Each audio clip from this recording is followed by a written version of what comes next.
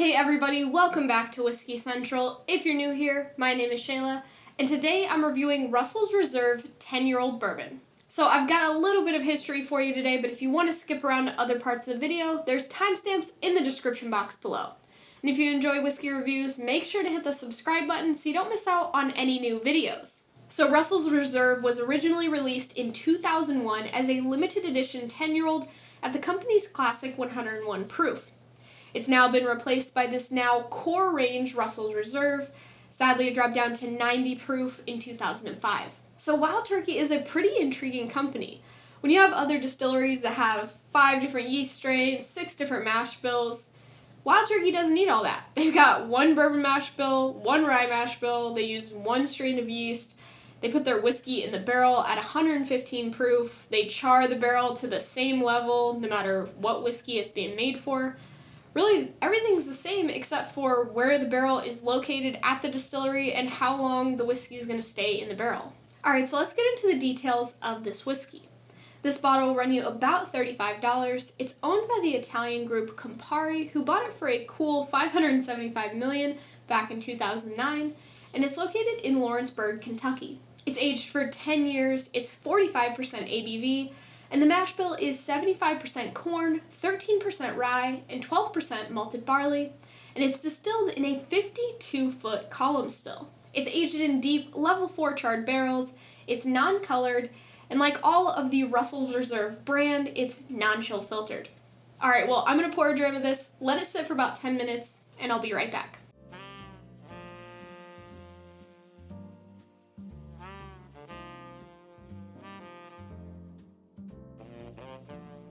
Alright, I've let this open up for about 10 minutes. Let's go on the nose. God, it smells really good.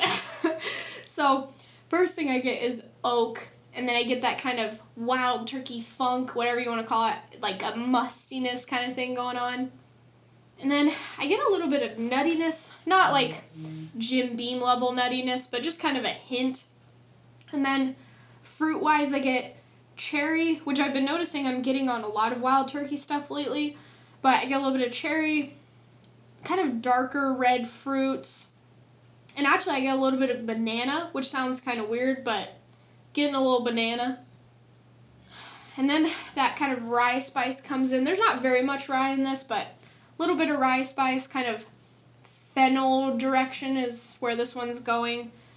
A little bit of brown sugar, like sweet caramel brown sugar. And then I get a little bit of citrus as well, a little bit of, I don't know if it's orange or lemon. We'll just go with general citrus. Alright, let's go on the palate. Cheers, guys. So it's got this nice spice. You get a bit of that kind of 10 years, a little bit of that oak. Quite a bit of cinnamon as well. Like, there's baking spices, but cinnamon's kind of reaching out in the forefront. Get a little bit of that rye spice as well. It's not like a super spicy dram, but there's a little bit of spice on there. It's nice. And it's actually pretty tasty for 90 proof. Let's go for another sip. Cheers. So I would say medium finish. It's got kind of a lower complexity, which I'm not saying is a bad thing, but it's just a little bit, it's not super complex. It's 90 proof, whiskey, but that 10 years really helps. It's sweet. It's kind of on the delicate side. Again, I think that's probably from the 90 proof. It's not kind of like punching you in the face with oak, even though it's a 10-year-old bourbon. I think them dropping it down to 90 leaves this pretty kind of approachable. And it's slightly dry, like right on the back of the palate, a little bit dry. Just a tiny, tiny bit bitter, but not bad at all. But it's got a really nice texture for 90 proof, probably because it's non-chill filtered, but this is a good dram, so I'm going to finish it up, and I'll be right back with my recommendation. For $35, this is a great value. A 10-year bourbon, non-chill filtered. It is only 90 proof, but it's actually pretty tasty for 90 proof, and it has a good texture on the palate. If you like this whiskey, you'll probably enjoy a Russell's Reserve single barrel or Wild Turkey rare breed, although both of those options are going to be quite a bit more expensive than this. If you want to branch out from Wild Turkey, you could go for something like Eagle Rare 10, which has very similar specs to this, but it's going to be harder to find. Another good option would be the Henry McKenna 10-year. Thanks for joining me on this episode of Whiskey Central. Next week, I'll be talking about how whiskey is made.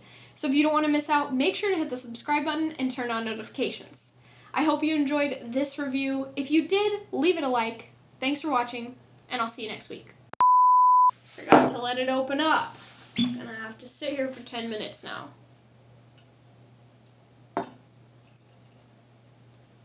Okay. Healthy pour. Oh, bam. I think that's it. One fucking take. One take. Hopefully it's good, because I don't want to do it again, and I think it did. I think it was good. So there. This thing. I'm feeling super weird.